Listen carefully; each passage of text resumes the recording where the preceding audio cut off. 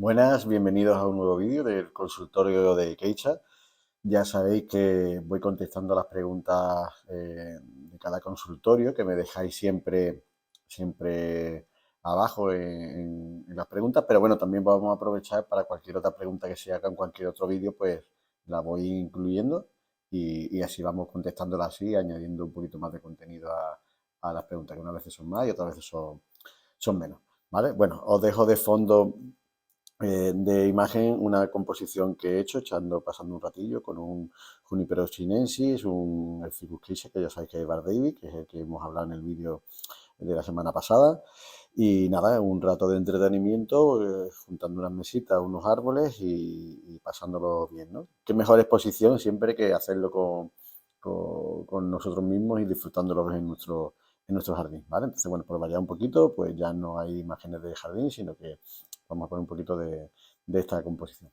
Y bueno, antes de empezar, como siempre, deciros que las respuestas que doy están basadas en mi experiencia, que hay muchas cosas que no sé, más cosas de las que no sé, de las que probablemente sepa. Entonces hay preguntas que lógicamente no puedo contestar, pero así os lo diré. Otras que hablaré de lo que me han comentado gente y otras que sí podré contestar, ¿vale? También que está todo basado en mi clima, en mi situación y todo eso. Ya sabéis que soy del sur de España y que, bueno, lo que se hace en mi jardín, en otro jardín de a 2 kilómetros puede ser completamente diferente, ¿vale? Pero bueno, para que os sepáis, os sirva un poquito de referencia.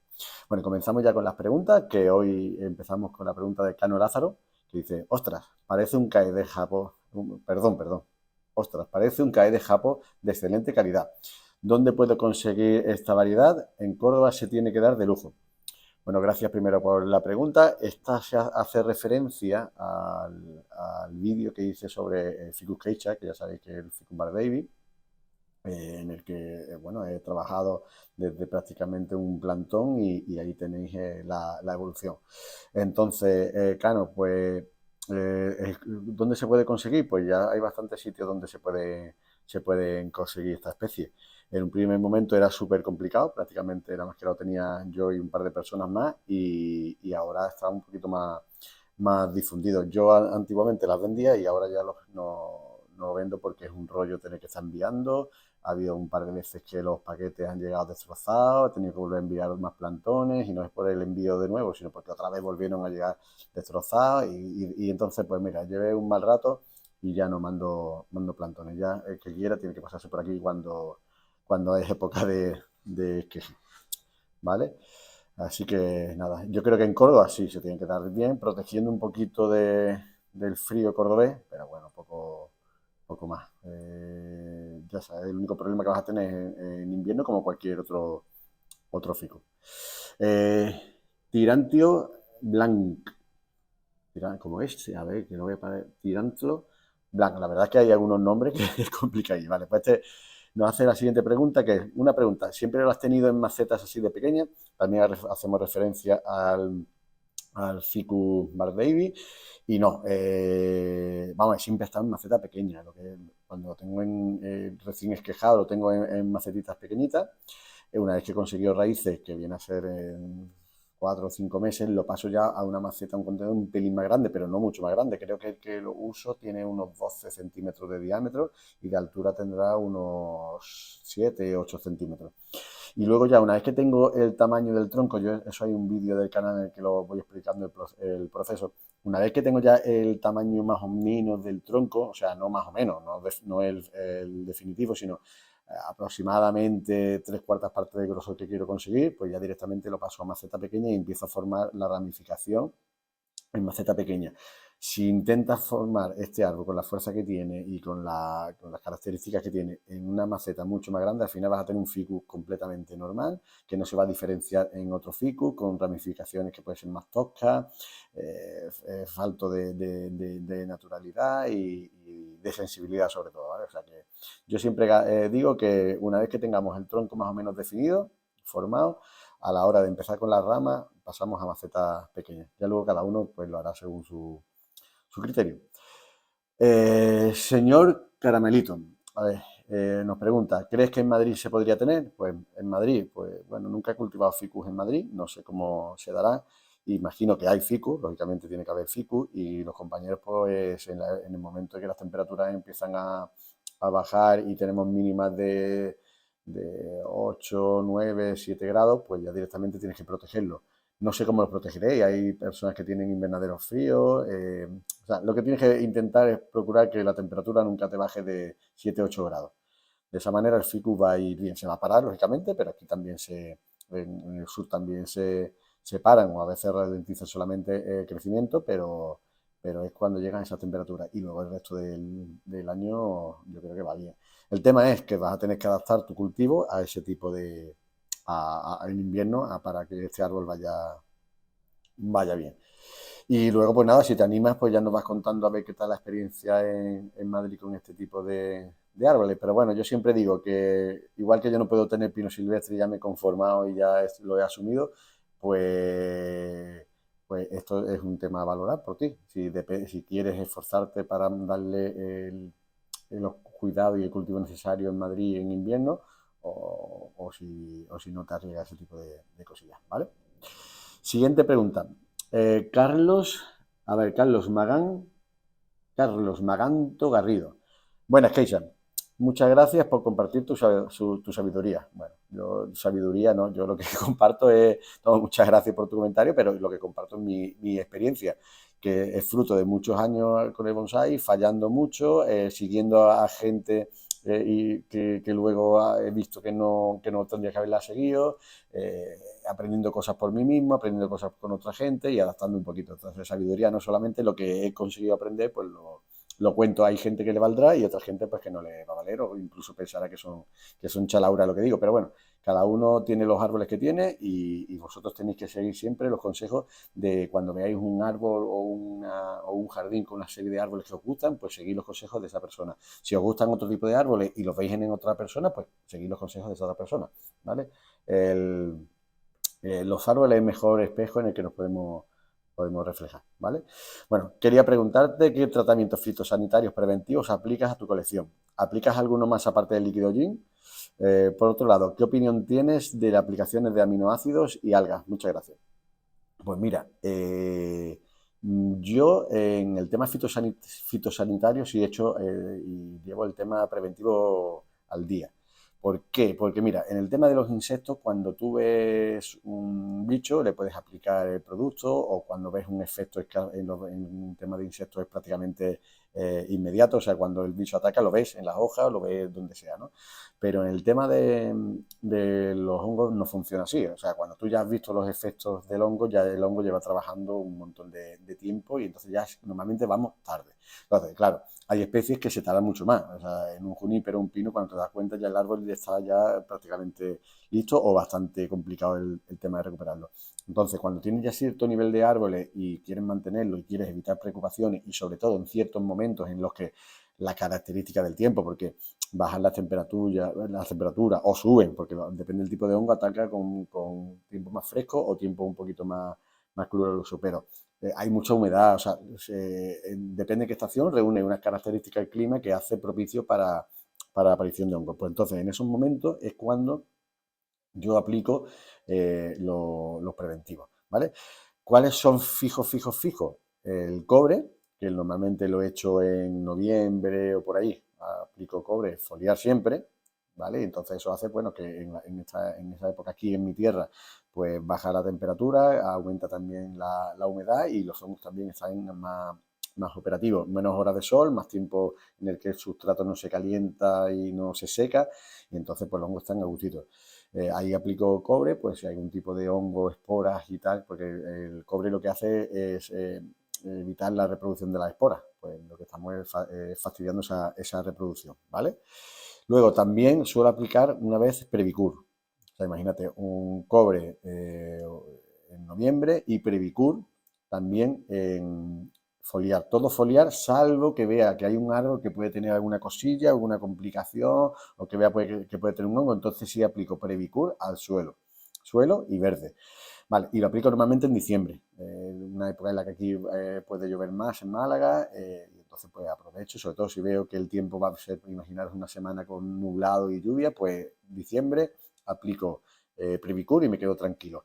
Y luego en enero, que es el momento más frío aquí en mi tierra, aplico el líquido de Jin, pues ya como fungicida, como ovicida, como insecticida, y ya dejo los árboles preparados, ¿vale? Ese es el preventivo que yo suelo usar. Luego, cuando ya veo que ahí vuelve a tener, imaginaros que en primavera se dan también a lo mejor que viene el tiempo, que una semana sin parar de llover o 2 semanas sin parar de llover, que a veces se da aquí, con un poco sol y tal, y veo que hay algún árbol que se puede estar más débil o lo que sea, puede estar más propicio a pillar un hongo, pues también lo que hago es aplico, ¿vale? Entonces, el tema de fitosanitarios sí uso preventivo y es lo que uso, ¿vale? Según dosis, siempre según dosis que viene en el prospecto y intento sobre todo al verde, ¿vale? ¿Por qué al verde? Porque si me paso con la dosis o hay algún problema o lo que sea, en el tema del verde, pues el árbol puede tirar la hoja en el caso de los caducos, o en el caso de algún perenne y tal, pues destrozan la hoja, pero ya está, el árbol vuelve a brotar. Pero si yo me paso en el producto en la tierra, eh, puedo llegar a matar el árbol, ¿vale? Mato la raíz y mato el árbol. Entonces, siempre aplicándolo en verde, o como he dicho en Previcure, las dos veces arriba y abajo cuando el árbol tiene síntomas. Pero ya te digo, siempre usando los criterios que vienen en las etiquetas, que para eso lo han hecho técnicos especialistas y saben cómo hacerlo. Y en cuanto a qué opinión tengo de aplicación de aminoácidos y algas, fantástico. O sea, son para mí fundamentales. No obligados, pero sí es verdad que en un momento pues puedes aplicarlo, hacen que el árbol supere algún tipo de estrés, sobre todo cuando están recién trasplantados o en algún momento de mucho calor, de mucho frío.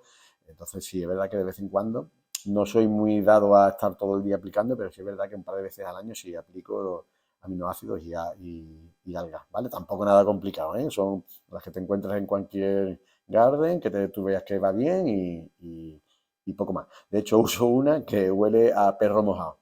Cada vez que lo he hecho, pienso que el perro se me ha metido en el agua y se ha puesto empapado. O sea que no es ninguno específico de bonsai. Seguimos con la siguiente pregunta. Jesús Marimerino. Buenas, Keicha. ¿Cuáles o son las mayores diferencias entre el Ficus Bar y el Bar Davis, por supuesto, y el resto, según tu experiencia? Aparte del tamaño de la hoja, ¿el cultivo es similar también? Saludos. Pues bueno, aquí entramos en una polémica porque ¿cuál es el cultivo de los ficus? Porque el cultivo de mis ficus no se parece en nada al cultivo que tú sueles leer en las revistas en las que en mayo, junio es cuando tú puedes trasplantar, también puedes defoliar, luego tal, con el frío no se puede hacer nada. Entonces, yo ese tipo de consejos los seguí al principio y no me iba mal, pero tampoco me iba bien. Y ahora adaptando cada ficus, cada árbol a mi cultivo, pues lo he hecho, o sea, lo veo muchísimo mejor. Yo, por ejemplo, los ficus no los trasplanto nunca en mayo. Para mí sería un suicidio trasplantar un ficus en mayo, pero no porque el árbol se vaya a morir, sino porque en mi tierra, con el calor que hace en mayo, yo trasplanto el árbol, corto las raíces, lo dejo en su sitio sin protegerlo, porque yo los árboles no los protejo, los dejo en su sitio de nuevo. Riego, porque es fundamental después de un trasplante que nunca se seque, pero imagínate, me riego por la mañana y cuando vuelvo por la noche se ha secado porque ese día en mayo ha hecho un calor, aire caliente, lo que sea, y el árbol se ha secado. Probablemente el árbol no supere ese secón, ¿vale? Entonces para mí es un problema. ¿Qué es lo que hago? Yo trasplanto los ficus aquí, siempre en mi tierra, lo que hago es lo trasplanto cuando veo que las temperaturas ya van a dejar de descender y ya siempre está en un continuo ascenso. Aquí suele ser en marzo. A principios de marzo yo cojo y trasplanto el fico, acompañado siempre de desfoliado o lo que ya nosotros queramos según lo que quieras hacer con el árbol, ¿vale? Entonces, no, cuando hablo que lo trasplanto en marzo, incluso algunos en febrero, finales de febrero y tal, la gente se echa la mano a la cabeza. Pues bueno, es mi experiencia, estos son mis árboles, los que tengo, así han sido trabajados todos prácticamente los últimos 20 años, porque sí, los 4 primeros seguían los consejos que venían en todos los libros y los compañeros y tal, pero ahora con esto me van así. ¿Qué consigo? Que la hoja es súper pequeña, puedes desfoliar varias veces al año sin ningún tipo de problema. Cuando trasplantas aquí en marzo la temperatura es muy suavecita, con lo cual riego por la mañana y por la noche sigue normalmente húmedo, no tengo problemas de secones. va el árbol mucho más lento, que eso también es un tema en cultivo que no se habla, que queremos mucha velocidad, mucha velocidad, mucha velocidad, pero eso hace los crecimientos toscos, los entrenudos largos, la hoja más grande. Entonces, si hacemos muchos trabajos cuando el árbol está más fuerte, más pletórico y va a responder mucho más, también tenemos que saber que los crecimientos van a ser más largos, la hoja mayor y todo ese tipo de cosas. Entonces, todo eso ahora tenemos que jugar con eso. Todo este rollo para hablar de qué diferencias hay entre el ficus geisha y el ficus normal. Pues prácticamente la hoja se reduce, como tú dices, ahí muchísimo, pero también los ficus, el resto de ficus se reduce bastante. Lo que pasa es que en proporción, lógicamente, el ficus bardevi mucho más. El crecimiento en cuanto a nevari es espectacular, o sea, crece 3-4 veces más potente el nevari de un ficus bardevi sin poner tabla, que yo nunca pongo tabla ni pongo nada, sino que con el crecimiento normal es que ya se embrutece y coge un crecimiento del nevari anchísimo. La corteza es muy del estilo de los arces. Si os fijáis en mi ficus parece que hay gente que lo confunde con arces porque es muy clarita y se diferencia bastante del ficus normal. Luego, responde muy bien a cualquier tipo de trasplante, pero el resto de ficus también. Y luego viene a ser un ficus normal. Si lo tratamos como un ficus y hacemos caso al resto, pues vas a tener probablemente un ficus normal, con un poquito más de potencial, pero poco más, ¿vale? Entonces tienes que adaptarlo a tu clima, ver cuándo funciona. Yo, por ejemplo, los trasplanto en febrero. Aquí en febrero ha pasado todo el frío y ya las temperaturas van en ascenso. A medida de febrero empiezo a trasplantar mi ficus bardevi. Los de folio, hago un trabajo bien de pinzado, de reorganización del verde, de todo, bueno, el verde, de las ramas, y ya directamente lo dejo que vaya brotando. Empieza a brotar muy lentamente, eso da que la hoja sea pequeña, que los entrenudos sean pequeños y que vaya todo mucho más tranquilo. Si yo le doy mucha potencia a ese árbol con la potencia que ya de por sí tiene, al final vas a tener un ficus completamente normal, con hojas grandes, con entrenudos largos, con nada de conicidad ni en ramas, ni en tronco, ni en nada, ¿vale? Entonces hay que ir, para ir rápido con los ficus, tenemos que ir lento, ¿vale? Y poco más, no desfolio nunca más, ¿eh? O sea, el tamaño de las hojas que veis no es desfoliado que lo haga yo en mayo, ni junio, ni en ningún momento. Yo solamente los desfolio a la hora de trasplante y el resto va con pinzado, ¿vale? Y listo. El resto, el ficus bardevi, una maravilla, pero hay que saber cultivarlo. Siempre pongo el ejemplo. Tú te puedes ir a la Cocufu y te dan del Junípero chinensis agua, el mejor de allí de la exposición, te da un esqueje, tú te llevas ese esqueje como el mejor esqueje que puede ser el mejor árbol porque viene del mejor árbol de la Cocufu, con una especie súper obtenida, un cultivar que llevas no sé cuántas generaciones, una hoja súper tal. Y tú luego no sabes sacarle partido en tu casa, pues viene a ser un junípero completamente normal. Pues el Ficus bardevi es lo mismo. Es un árbol con muchísimo potencial, pero que si le das un cultivo no adecuado, pues viene a ser un Ficus completamente normal, ¿vale? Siguiente pregunta de que Panars. A ver, nos dice, no acabo de entender lo de la Kadama, Kiryu o Pónice. Esto era referente al consultorio 2 que hablábamos de los diferentes tipos de sustrato. Los árboles en la naturaleza no tienen nada de eso.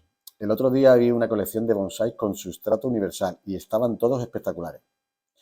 PS, muy bueno, postdata, muy buenos estos vídeos, gracias. Mira, pues te cuento. Por supuesto, por supuestísimo que los árboles en el campo van genial, porque es que es su origen, su naturaleza, ¿vale? Por supuesto que los árboles en sustrato universal, si sabes adaptarte a ese cultivo, pues van genial, sin ningún tipo de problema, ¿vale? Pero ¿qué es lo que pasa? Depende de donde tú quieras llevar el árbol. Si la Kadama, la Kiri y el Pónice, vuelvo a repetir, son sustratos muy drenantes, con capacidad de retención de agua, de nutrientes, y aparte, que entre grano y grano, pues circula mucho aire, con lo cual hay oxígeno disponible para las raíces de nuestros árboles, ¿vale? Eso hace que el efecto secundario sea que las raíces se ramifican mucho. O sea, el árbol, a grosso modo, tiene dos tipos de raíces. Las finitas, que son las ramificadas, que son las que absorben nutrientes, mientras más de esas tengamos, el árbol se nutre mejor. Y luego las raíces gordas, que son las que, digamos, sustentan al árbol al suelo, que no absorben prácticamente nada de alimento ni de agua, ¿vale? Entonces, con un sustrato universal o en el suelo, si tú te fijas, las raíces se ramifican ya al final del árbol, o sea, ya al final de las raíces, perdón, ¿vale? Con lo cual tienen menos capacidad de obtener esas raíces finitas que son las que absorben. ¿Que un árbol puede estar sano en un sustrato universal? Por supuestísimo, ¿vale? Yo, por ejemplo, no sé cultivar en sustrato universal porque es muy complicado, ¿sabes? Cuando está seco, cuando piensas que está seco por fuera, metes el dedo y está totalmente empapado. Cuando está seco ya pierde la capacidad de absorber agua y tienes que regar bastante para que el árbol ya se vuelva a hidratar. O sea, es complicado para mí, ¿eh? Bueno, entonces yo ahora volvemos al tema de ¿por qué usar Canva? Yo siempre lo pongo con el comentario de los deportistas, ¿vale? Están los deportistas como cualquier persona normal que hace deporte y después del deporte se va a su McDonald's, se come su McDonald's, se toma su cervecita y, y luego al día siguiente vuelve a hacer, o cada 3 días vuelve a hacer su deporte y come lo que pilla con sus chocolates, sus procesados y todo ese tipo de cosas. Y tú me dirás, oye, pues el chaval está sano. Sí, está sano dentro de lo que cabe, porque hace su deporte, porque tal, aunque no completa bien la alimentación, pero bueno, el tío está sano. ¿Qué es lo que pasa? Eso sería un árbol en la naturaleza, que lo que tiene que crecer y poco más, ¿vale? Pero los bonsai yo los comparo con deportistas de alto nivel. El nivel de trabajo al que son sometidos los bonsai en cuanto a pinzado, defoliado, alambrado, trasplante, es un estrés tan elevado que es comparable al estrés que sometemos a un deportista de alta competición. El deportista de alta competición entrena todos los días, tiene que estar a tope, necesita su descanso. Como los bonsai también necesitan después de los trabajos su descanso. Y después necesita una alimentación y una suplementación apropiada.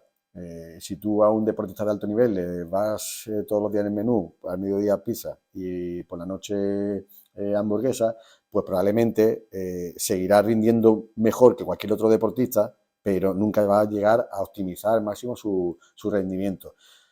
Trasladado esto en los bonsai, pues tendrá un bonsai bonito, pero nunca vas a tener un bonsai ramificado como con la kadama, nunca vas a tener un bonsai de alto nivel en que pueda competir en cualquier exposición si te interesa el tema de las exposiciones, o sea, que vas a tener un bonsai bonito, pero nunca elevado a su máximo exponente.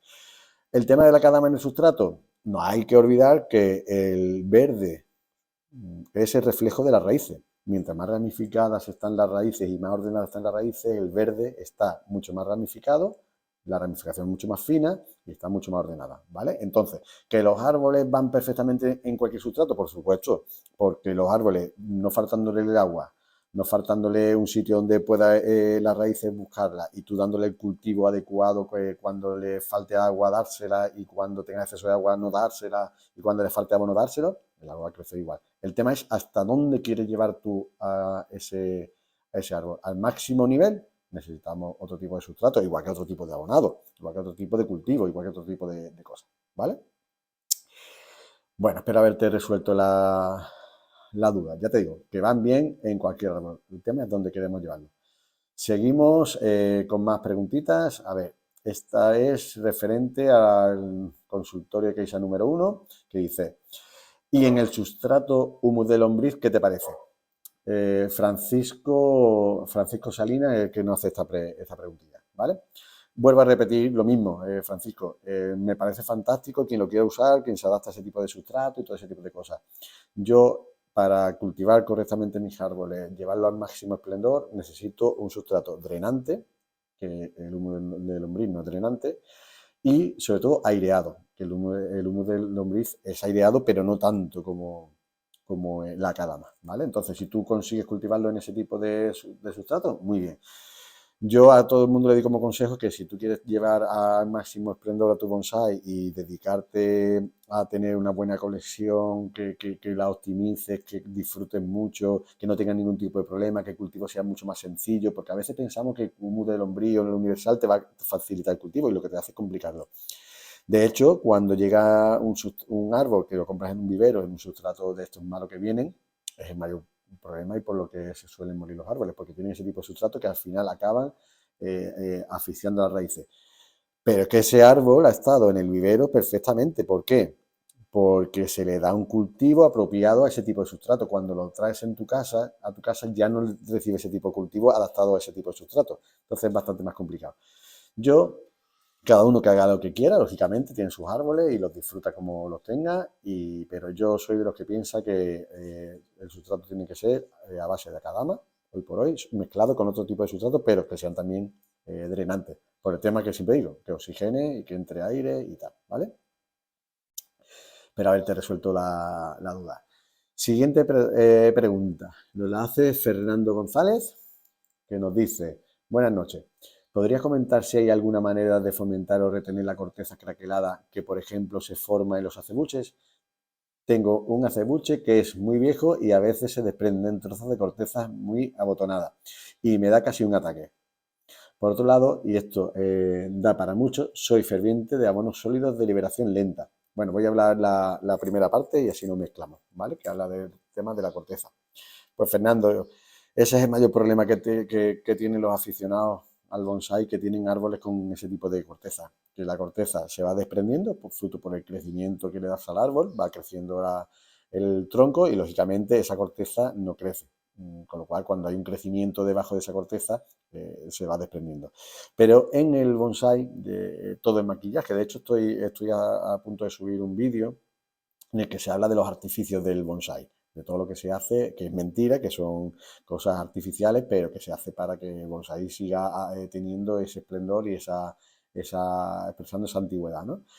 ¿Qué es lo que hacemos? Pues cuando se desprende esa corteza, la guardamos. Yo la tengo guardadita en cajitas, sabiendo de qué corteza es de cada árbol, y lo que hago es, cuando veo que ya deja de llover o que el clima se pone un poquito más estable, la pego con pegamento, la vas pegando y la vuelves a poner en su sitio. No queda otra opción. Pero que esto no es algo especial, que esto lo hace todo el mundo. De hecho, muchos de los árboles de exposiciones, sobre todo en pinos y en acebuches con ese tipo de corteza, se van desprendiendo y se va pegando con pegamento. De eso así no son muchos árboles y ya está, se va aprovechando y se va evitando ese tipo de paso del tiempo usando esos maquillajes, ¿vale? O sea que ya sabes, guárdala y cuando puedas las vas pegando en el sitio donde estaba. Siguiente parte de tu pregunta, que era por otro lado, y esto da mucho, perdón, por otro lado, y esto da para mucho, soy ferviente de abonos sólidos, de liberación lenta, pero veo que ahora todo el mundo usa líquido tipo lómbrico sin mirar. ¿Podrías debatir un poco al respecto? Gracias y un saludo. Pues es que debatir, pues claro, es que depende, mira, yo puedo atacar y defender a la misma vez los diferentes tipos de abonos. De hecho, yo uso abonos sólidos de liberación lenta, uso abonos foliares, uso abonos líquidos en sustrato. O sea, yo lo uso todo porque yo creo que todos son buenos. Incluso para mí lo mejor es la combinación. O sea, lo que te da uno no te lo da el otro, lo que te facilita uno te lo complica el otro.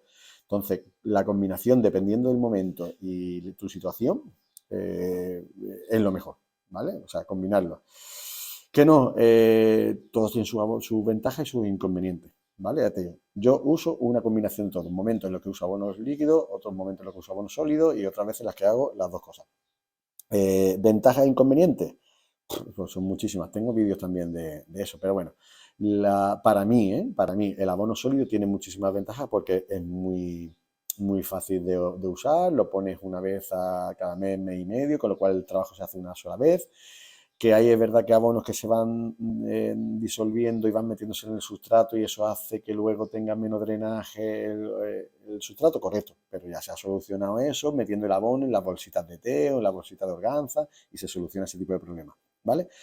¿Qué problema hay? Que los pájaros para mí son terribles. Entonces, en el momento que hay ese tipo de abono, los pájaros los vienen, los arrancan, buscan los bichillos que se pueden crear abajo. Hay veces que algunos crean moscas y tienen moscas. Entonces, dependiendo del momento y donde tú tengas los árboles, a veces los pájaros te van a complicar mucho la existencia, ¿vale? Te van a escarbar buscando y entonces te van a destrozar un poco el sustrato. Entonces, yo hay momentos del año en los que uso el abono líquido porque, sobre todo en primavera, que hay muchísimos árboles, árboles, no, perdón, pájaros, están buscando comida para las crías y tal, pues escarban mucho. Entonces, pues para mí en primavera es mucho mejor usar el abono líquido. ¿vale? Ventaja del abono sólido. Sabéis, el abono sólido se coloca en el sustrato, al regar el agua pasa por ese abono y supuestamente ese agua que cae debajo del abono es agua con nutrientes. Las raíces se van moviendo buscando ese tipo de agüita con nutrientes, ¿vale? Con lo cual hay un crecimiento de raíces. Eh, a la siguiente dosificación del abono lo cambio, si lo tenía puesto en las esquinitas de la maceta, pues ahora lo pongo en el centro de la maceta, ¿no? En el borde, siempre en los bordes, pero en otro sitio. Con lo cual las raíces vuelven a moverse para buscar el alimento, ¿vale? Es una ventaja porque las raíces van creciendo, ¿vale? Y se van desarrollando y van buscándose la vida. En el tema del abono líquido, pues diferente. ¿Por qué? Porque el abono líquido, cuando tú lo riegas y lo esparces en el sustrato, todo el agua que cae y riega el sustrato está con abono. Las raíces son como las personas, son flojos por naturaleza, entonces, ¿para qué se va a mover si directamente, y para qué va a crecer esa raíz si directamente el abono, el agua le cae directamente encima y con sus nutrientes, no la hacemos floja? Entonces, combinar las dos cosas es lo mejor. Hay veces que la gente le es mucho más sencillo que poner el abono en algún cacharro y siempre regar con ese abono, con la manguera. Hay gente que le prefiere estar más tranquilamente y hacer sus regaderitas y es como un momento de paz y tranquilidad. Entonces, verás que todos los tipos de abonos son buenos. Hay que adaptarlo más que al árbol, adaptártelo a ti, cuál es el que a ti te interesa más. Pero te digo, lo mejor es la combinación. Si combinas unas veces uno, otras veces otro, va a hacer que el árbol esté siempre pletórico, que lo que a un abono le falta, el otro abono se lo da. Y entonces yo creo que es lo más adecuado, ¿vale? Pero ya te digo, si usas abono líquido solo, muy bien, si usas abono sólido, muy bien, y ya si te va bien, perfecto. Yo aquí no veo debate, cada uno lo adapta a sus necesidades y sus posibilidades de cultivo, ¿vale? Guillermo Mate nos pregunta, qué buen vídeo. Aquí te dejo mi pregunta para el siguiente. Cuando estuve en V y en otras expos vi que están de moda los chanomeles, ya ves que sí están de moda, pequeñitos, chanomeles pequeñitos estilo balsa o multitronco, y llevo desde entonces preguntándome cómo se crean en esa forma y no encuentro info. Son plantitas, perdón, son plantones puestos juntos, son rebrotes de las raíces, tienen algunos, ¿sabes cómo se hace? ¿Tienes algunos, sabes cómo se hace? Un saludo desde Burgos. Pues mira, es que es muy difícil obtener ese tipo de información. Los chanomeles son árboles que de un crecimiento súper lento. O sea, el árbol que tú estás viendo en una exposición, el más pequeño puede llevar 30 años de cultivo, ¿vale? Entonces son árboles que requieren mucho crecimiento. Entonces, si tú quieres hacerlo de plantón, tienes que echarle el ánimo para saber de que vas a tardar muchísimo en verlo así. Por eso son tan caros. Aparte de por su característica, por su floración y por todo, son caros porque lógicamente tardan muchos años en desarrollarlo. Se forma, pues a mí me gustaría también saberlo exactamente cómo se forman, pero aunque lo supiera, no lo haría porque, primero, aquí no se van a dar tan bien, y segundo, son muy lentos. Entonces, ¿cómo se hacen? ¿Estilo balsa? Pues sí, pues muchos son hechos a estilo balsa, ¿vale? Un tronco más grande que ha sido cultivado en el suelo normalmente y luego pues se ha dejado que crezcan las ramitas y con esas ramitas se van haciendo como pequeños troncos en el futuro, ¿vale? Desde plantón, pues lógicamente también desde plantón. En la balsa en un inicio fue plantón. Y también habrá otras técnicas que sean, como tú dices, plantones juntos, formados, retorcidos y tal, ¿no? Yo creo que esos serán al final los que menos se formen así porque no fusionan tan bien, ¿vale? Y luego rebrote de las raíces también. Pues es que todo, tú mismo te estás respondiendo a la pregunta. El tema es que son tantos los años que pasan y tantas las complicaciones que tienen ese tipo de árboles que hacen que los árboles que tú ves en la exposición sean tan caros. De hecho, tú vas a los mercadillos de las exposiciones o vas a cualquier vivero de bonsai y son caros por eso, no porque te quieran estafar ni nada, sino porque son árboles que tardan muchísimos años en crecer y muchísimos años en obtener ese tipo de forma. Pero sí es verdad que están de moda y que cuando ves un par de exposiciones con esos árboles, al final ves las siguientes 5 o 6 ya con ese tipo de árboles. Son moda, igual que hay moda de juniper, moda de sabina, moda de pino y tal, ¿vale? Pero ya te digo que no tengo mucha idea de cómo se consigue, pero viene a ser lo que tú has dicho, que como todos los árboles, ¿vale? Se van consiguiendo de esa forma. Vamos con otra pregunta de Juan Luis, que dice, buenos días, Keisha. ¿Cómo saber si un árbol es femenino o masculino? Igual que con las macetas. Gracias. Pues mira, todo esto viene, bueno, hay gente especialista en esto, yo no soy especialista, yo sí sé más o menos cuando un árbol es femenino, sueles intuir cuando es femenino, sueles intuir cuando un árbol o una maceta es masculina. ¿Por qué? Porque los atributos, aunque esto está mal dicho, masculinos y los femeninos son están completamente definidos. Los masculinos suelen ser árboles más toscos, más recios, más duros, ¿vale? Y los femeninos, igual que las macetas, suelen ser más delicados, con formas más sinuosas, más finas, más esbeltos, ¿vale? Entonces, eso lo comparamos con los patrones masculinos y femeninos de cualquier tipo de especie y es lo que buscamos en los bonsai. Entonces, las macetas, lo mismo. Un árbol masculino necesita una maceta masculina. Si tenemos un árbol con un tronco fuerte, potente, con ramas gordas, con verde ancho, potente, todo al final se resume en mucha potencia, necesitamos una maceta con mucha potencia. Bordes rectos, patas fuertes, anchas, que simulen que está el árbol muy estable, ¿vale? Entonces, cuando vemos una maceta así, sabemos que es masculina y lógicamente acompaña a un árbol masculino.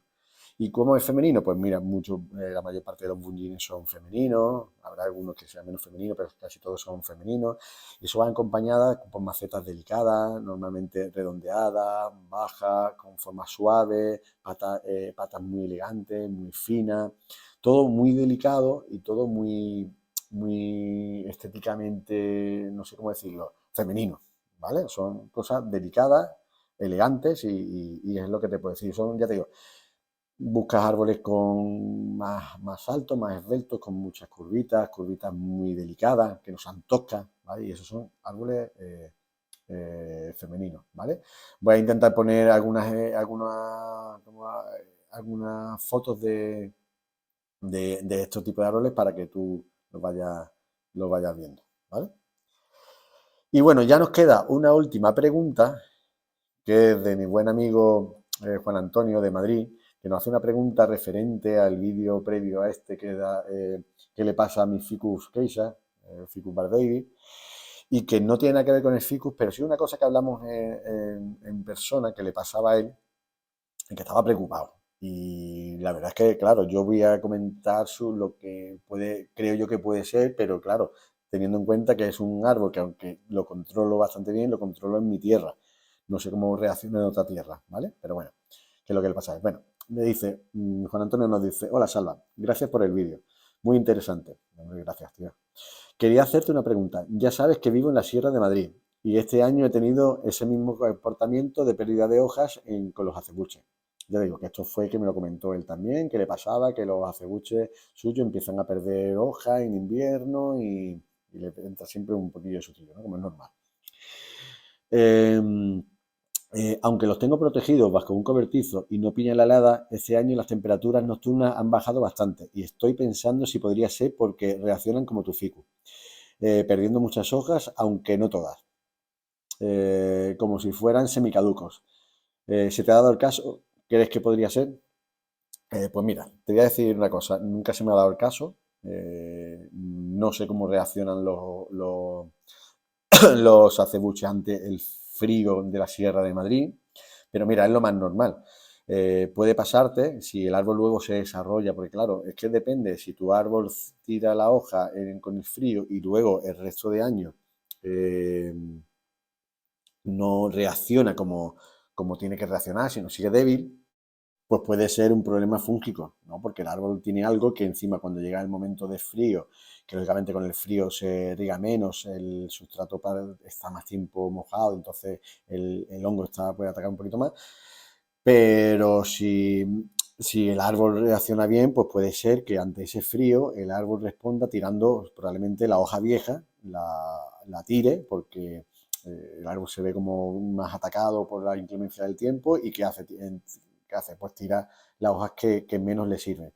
En un árbol las hojas viejas son las que absorben menos el sol, las que proporcionan al final menos alimento al árbol. Entonces, si es la hoja vieja, la hoja nueva está bien y tal, puede ser que sea por el exceso de frío que el árbol te responda así. Es posible que eso te pase en ese espécimen, pero que en otros no te pase, ¿vale? Entonces eso es lo que tienes que ir tú estudiando, que cada árbol es un mundo, ¿vale? Aunque los acebuches tengan una característica tal, los pinos tengan una característica tal, al final son como las personas, que tú es un ser humano como yo, pero al final tú respondes a unos estresores de una manera y yo respondo a esos mismos estresores de otra manera, ¿vale? Entonces yo lo único que te digo es que lo sigas estudiando, que vayas viendo que si reacciona luego en primavera sin ningún tipo de problema, estás al día en tus tratamientos preventivos fúngicos y tal, pues no te preocupes. Y sobre todo si es hoja vieja, ¿vale? Aquí, por ejemplo, los árboles, los acebuches, en cuanto llega la primavera, la hoja vieja la empiezan a ir tirando. ¿Por qué? Porque empieza a brotar, el árbol quiere la hoja nueva y desecha la hoja vieja que es menos rentable para él. Entonces va tirando. ¿Qué pasaría? Pues si le voy pensando que es una enfermedad y tal, aplico un fungicida, veo que sigue pasando lo mismo, aplico otro, volvemos al árbol loco y al final el árbol era ante una reacción natural, nosotros lo hemos prácticamente matado. ¿Vale? Entonces, estudia tu árbol, va viendo cómo reacciona a la brotación de primavera y si ves que el resto del año está completamente normal, pues no te preocupes. Pero ya te digo, ve al día por si acaso también en tus tratamientos fúngicos y poco más. Bueno, pues ya no creo que no hay más preguntillas. Espero que no dejarme ninguna por ahí pendiente. Si encuentro alguna pregunta que esté por ahí pendiente, pues bueno, en el siguiente consultorio la voy diciendo. Y nada, lo dicho, si os ha gustado el vídeo, le dais un me gusta, compartís, suscribiros por favor si no estáis suscritos. Vais haciendo las preguntas sobre todo en este vídeo, aunque si vais a hacer preguntas sobre algún tema especial en otro vídeo también la iré respondiendo. Y nada, espero que os haya sido de ayuda, sobre todo eso, que tengáis en cuenta que está basado en mi cultivo, en mis especies y en mi clima, ¿vale? Así que nada, espero que os haya gustado el vídeo, nos vamos viendo en los siguientes vídeos, ya sabéis, nuevo vídeo el próximo miércoles a las 3 de la tarde, como siempre el estreno, espero que os haya gustado y nos vamos viendo. Un saludo.